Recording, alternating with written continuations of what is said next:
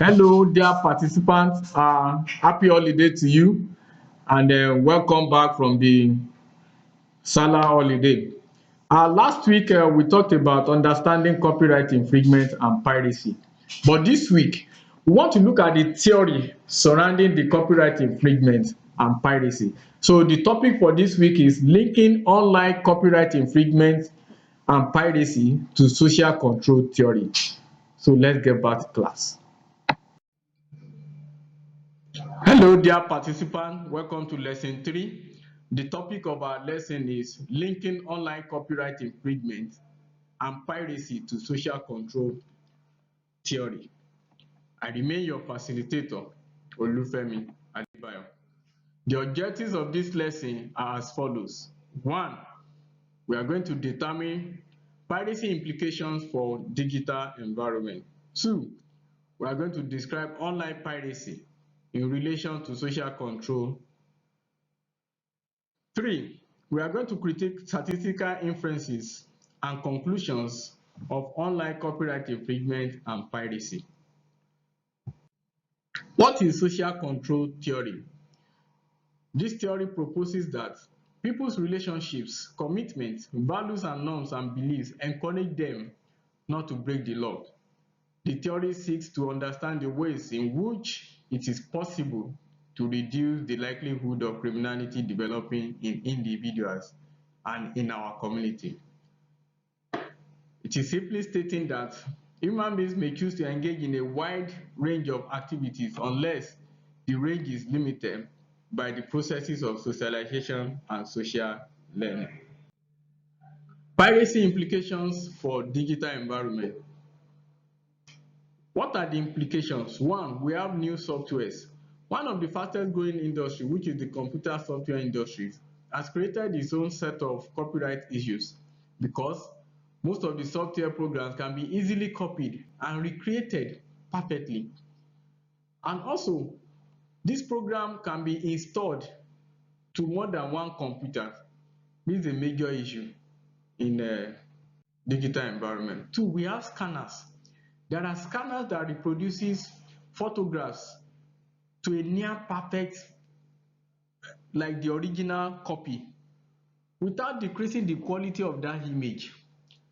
They reproduce, they redistribute, they modify the copyrighted images without permission user, thereby infringing the fundamental exclusive rights of copyright owner.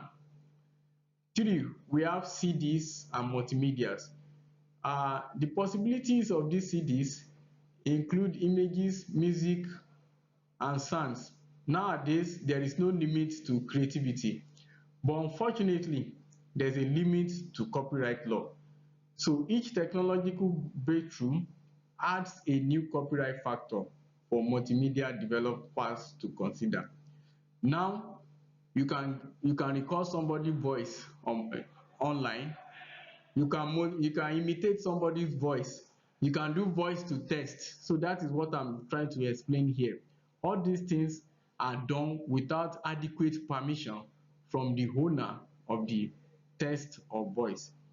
The internet and other network.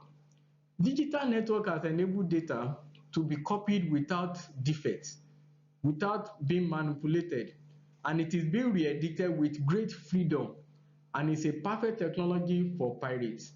All these technological possibilities poses great problems for copyright law in the developing suitable techniques for catching up with the infringement. Let's move on. Law cannot be paced with technology. All the effort needs to be made to amend copyright law to cover technological impacts on the associated legal issues and to include latest provisions for protection of copyright and also make to safeguard for the interest of the user.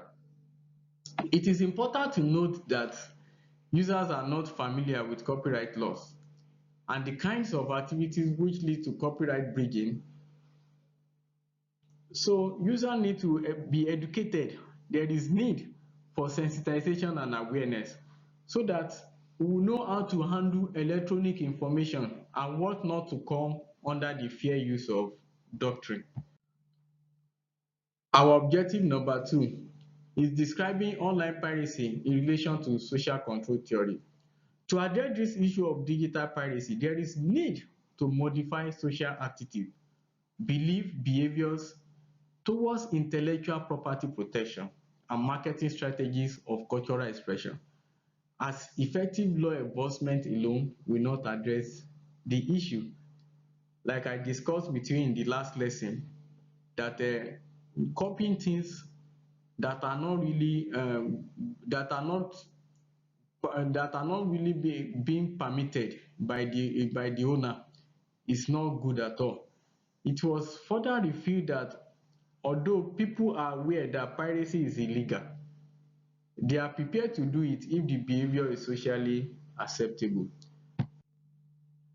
People change their perception, attitude and consequently behaviour as per existing value systems of the society in general. If the perception is inconsistent with society norms and values, there is a greater tendency for people to change their own value system. So what are the stages of these changes? We have preparation, we have action, we have commitment, we have relapses and so on, like it is shown in this diagram. The critique of statistical inference. It has been established that individuals with lower ethic predisposition are more likely to get involved in digital piracy. Again, moral disposition of students towards the act of digital piracy is also dependent on how others, including fellow students, contemplate the issue. In conclusion, researchers have confirmed that students consider piracy as a low moral issue and give economic reasons as justification behind their involvement in the act. Thank you and God bless.